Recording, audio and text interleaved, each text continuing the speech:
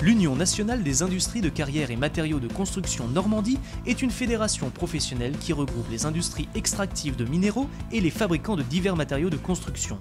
L'UNICEM nous ouvre les portes des carrières de Normandie.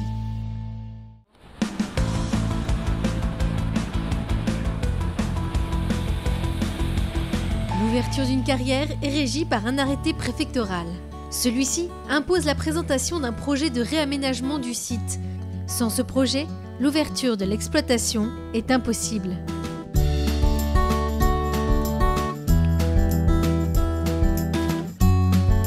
Pourquoi on propose ces aménagements? Il y a d'abord une recherche de diversité. Tous les jours, on entend parler de biodiversité et on est une des activités qui peuvent contribuer à cette biodiversité pour lutter contre son érosion. Donc, intérêt de diversifier les milieux. Plus on va diversifier les milieux, plus on va apporter de la biodiversité. Les espèces qui fréquentent les milieux forestiers ne sont pas les mêmes que celles qui fréquentent les espaces ouverts ou celles qui fréquentent les zones humides. Donc plus on va diversifier, plus on va pouvoir avoir une diversité d'espèces. Mais c'est également redonner après la carrière une deuxième vie, indépendamment, je parle plus de biodiversité, mais une deuxième vie à un site. Il a été soit un espace forestier avant l'exploitation de la carrière, il redevient un espace forestier après l'exploitation, lui redonner une vocation. C'est vrai que les choses ont changé quand même, ils ont bien évolué dans le temps, puisque à une époque, on avait tendance à faire des trous et réfléchir après à ce qu'on allait en faire. Que maintenant, bien avant le projet, il y a beaucoup de discussions, il y a un travail conséquent avec tous les partenaires, justement pour trouver des vocations nouvelles à ces territoires. Donc nous avons un projet sur des prairies humides avec l'objectif de pouvoir remblayer ces plans d'eau. Le fait de pouvoir remblayer en particulier avec des sédiments de dragage nous permettra justement de pouvoir restituer des surfaces de prairies humides et en particulier de redistribuer ça à l'agriculture.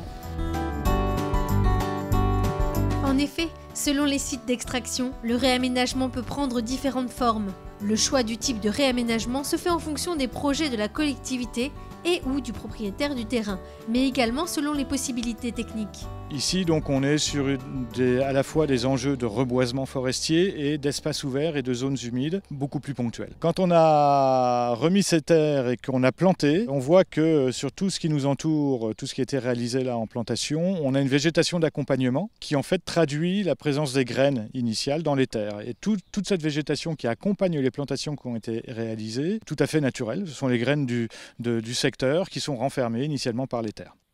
Quand toutes ces opérations sont réalisées, donc plantation, etc., on applique également des opérations de gestion pour aider la végétation, notamment les plantations, à se développer dans des conditions favorables. Donc on va faire des entretiens jusqu'à une période de 6-7 ans après la plantation pour permettre effectivement aux plants de pouvoir s'exprimer par rapport à la végétation concurrente.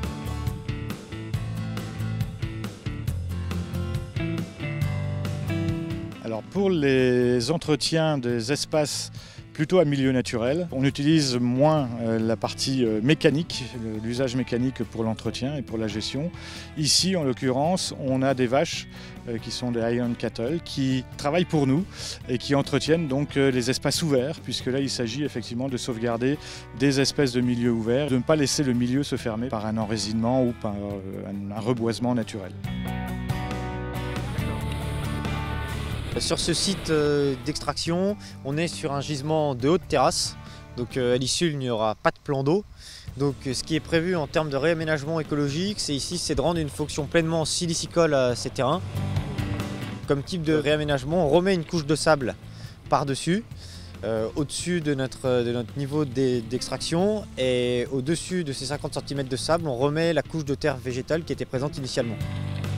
Il y a eu des travaux importants qui ont été faits avec différentes entités, comme par exemple le parc naturel régional des Boucles de la Seine normande, ainsi que différents travaux avec les services environnement de la métropole qui permettent d'améliorer quotidiennement la restitution écologique qu'on fournit post-exploitation. Le réaménagement des sites permet de créer une valeur ajoutée au terrain. Elle peut être de différentes natures, économiques, écologiques, agricoles ou encore touristiques. C'est le cas pour cette base de loisirs de Bédane. Alors la base de Bédane, c'est avant tout une base de loisirs, donc qui permet à toutes les personnes qui souhaitent se détendre de venir sur un espace arboré et gratuit. Il y a une partie baignade qui est autorisée et surveillée l'été, donc ça permet aussi aux gens de venir se baigner entre 11h et 19h en saison. Et puis pour notre partie école de voile, ça permet d'apprendre la voile sous différentes formes. Moi je suis là depuis les années 1999, donc on a récupéré un plan d'eau qui était à l'époque un peu sauvage. Et après il y a eu différentes institutions qui ont investi sur les locaux. Donc il y a eu au début la mairie de Tourville et puis ensuite la métropole qui ont investi dans l'école de voile, les infrastructures, et ce qui permet aujourd'hui d'avoir un site complètement finalisé avec beaucoup d'équipements et de quoi accueillir les gens en très bonne qualité, on va dire. Ce site est constitué d'une ancienne carrière. Pendant que la base était en fonctionnement, la carrière était encore en exploitation. Donc on a côtoyé l'entreprise Ostref en très bon voisinage, de façon à pouvoir eux continuer d'extraire et nous de pouvoir commencer à travailler avec les enfants en toute sécurité.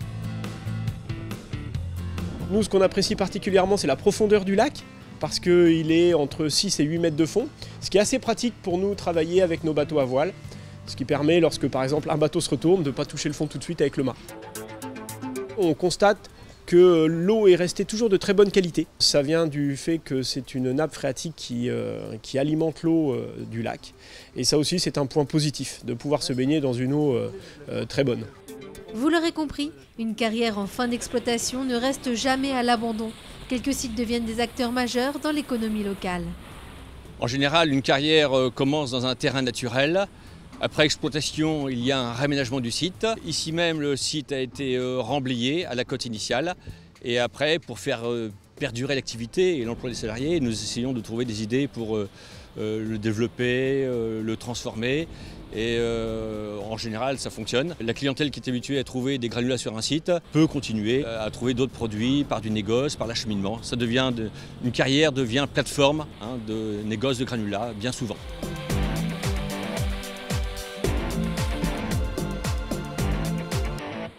L'UNICEM fédère en Normandie 44 entreprises de carrière pour 128 sites de production. Ces entreprises représentent plus de 2300 emplois directs, emplois locaux et non délocalisables. L'UNICEM nous ouvre les portes des carrières de Normandie.